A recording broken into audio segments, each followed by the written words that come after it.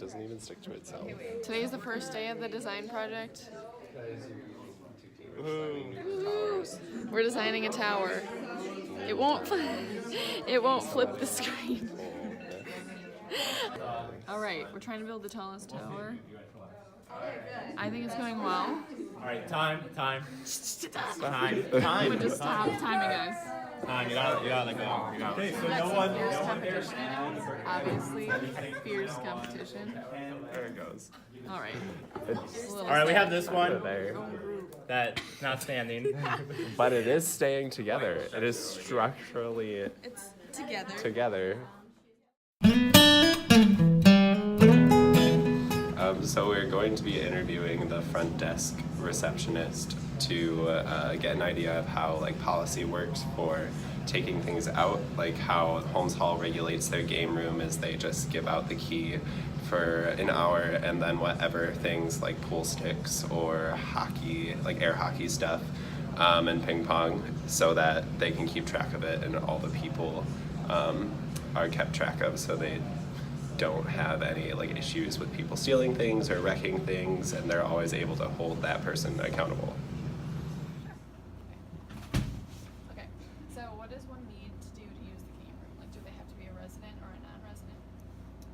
To use the game room, you have to be a resident on campus, not necessarily a resident in the building in which they're trying to get the key from. Okay, just a non-campus resident.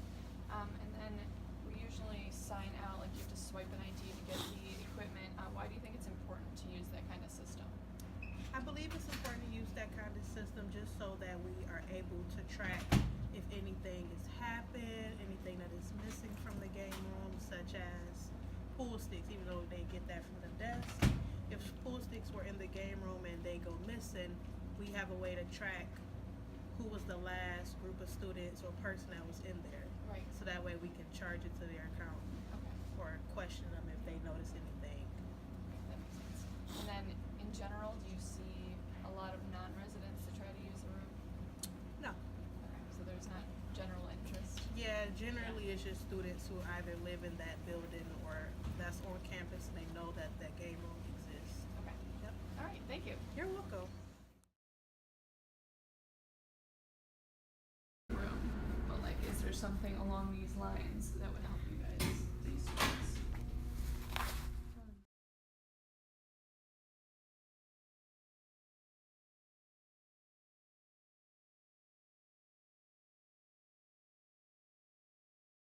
We weren't impressed by the game room.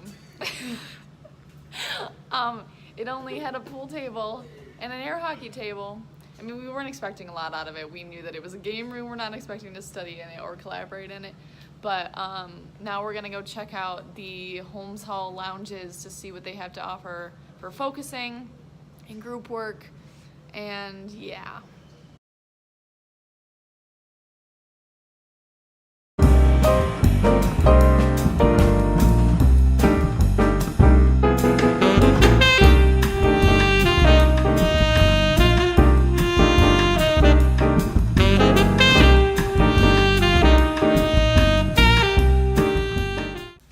So first question is, do you actually live in Holmes Hall? I do, yes, on the third floor east side. Okay, so what made you choose studying on this floor when you live on the third floor?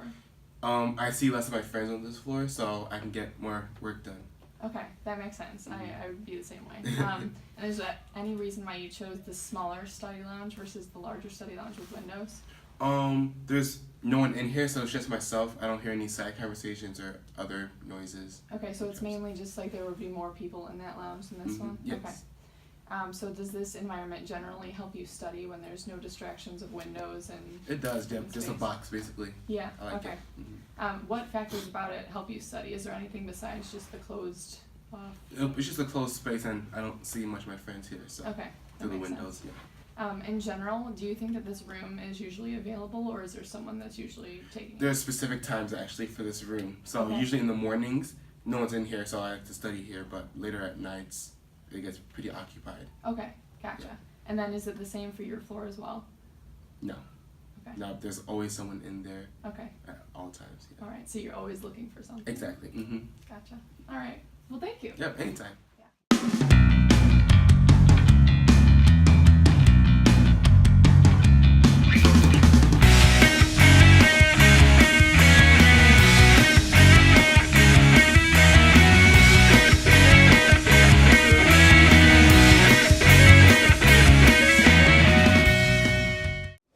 here we have a 3D printer, but it's kind of weird. I've never seen it before. It's like gel.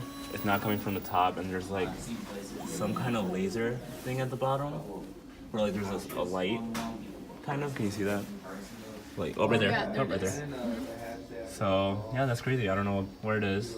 There should be a sign to like talk about it, so we would know more. True. I actually have the sign right here. I know what this is. We know what it is. It's the laser cutter. The TV and the podium is Thank you. takes up more space. So today we took a tour of the library. We had some pretty good feelings about the different maker spaces and the new collaborative rooms.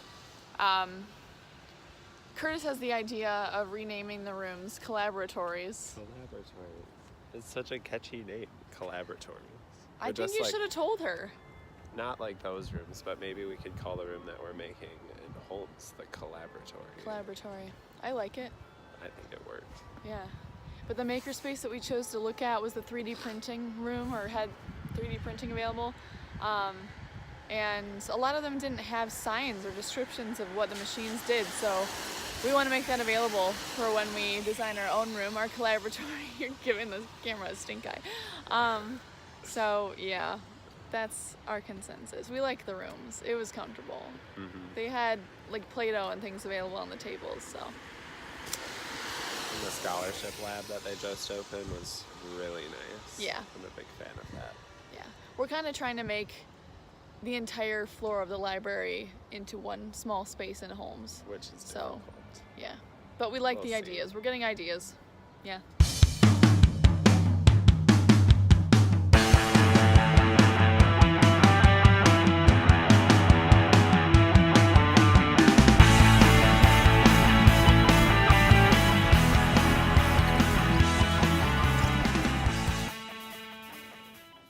About something like that.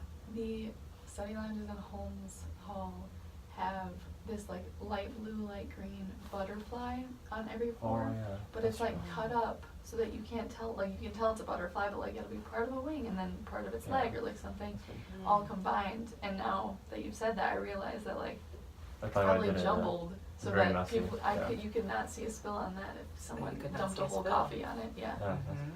Yeah, again, if you're gonna have food, if you're gonna let people have coffee in your space, Mm-hmm. figure out a floor that can absorb a coffee spill. It's very useful. Yeah. I think we had jokingly said that there would be like a whole barista area. And then there's There you makerspace, go. there's like a coffee spot. And look out for your floor. Yeah. Something that I do like in this space, actually, that came with it is that there are coat hangers. Okay. That's useful, actually. I found that more useful than I was expecting because Okay. of the winter weather. So Mhm. instead of hanging my wet coat and wet things on my chair and making mud around my chair, Right. having hangers was really That's a good useful. idea that I Yeah. didn't think about. Yeah. Yeah. And that would be easily like, we can easily put that on the wall. Exactly. Mhm. Yeah. And it makes kind of architectural interest too, which is nice. Like you can Yeah. put that by the door where usually there's nothing Yeah, there. that's true. So you can get an interesting hanger. Yeah. I think it's also cool if you're walking by and you see a bunch of coats. Yeah. You know that it's been busy, or you know that there's a lot of people in there. Mhm. Yeah, I just don't see a lot of coat hangers in general, so that'd be a nice change. Yeah. Just like a whole like wall of coats. Yeah. And walking in there, you'd probably want it on the interior, just Yeah. in case anyone leaves or something Yeah. like that, and you don't want someone, especially if you're head down in your work, someone potentially walking off your coat, right?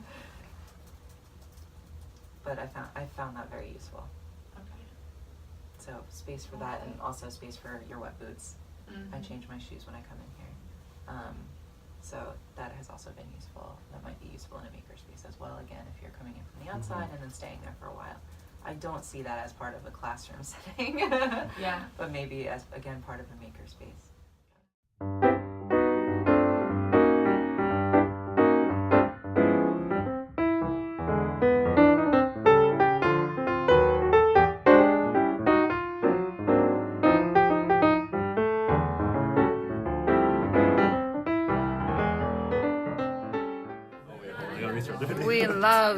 We love learning about our makerspace.